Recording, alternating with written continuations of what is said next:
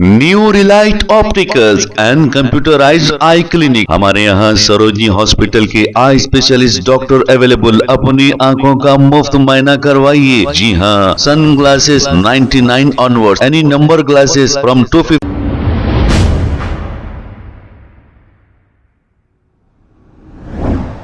अस्सलाम वालेकुम नाजरीन, 7H न्यूज सच को रखे आपके आगे। नाजरीन, ये जो वीडियो आप देख रहे हैं यूपी के इलाके संभल का है। अब यहाँ पर एक शख्स ने बाइक को टक्कर दे दी और 2 किलोमीटर तक इस बाइक को कार के नीचे घसीटते हुए ले जाता देखा जा सकता है। बोलेरो कार पर बीजेपी का सिंबल जो है कमल का फूल उतरा हुआ है। तो किस तरीके से यहाँ पर बीजेपी जुल्म कर रही है और बीजेपी के वर्कर्स जुल्म कर रहे हैं, वहां पर 2 किलोमीटर तक घसीटते हुए ये बाइक को ले जा रहा है। आइए देखते हैं ये रिपोर्ट।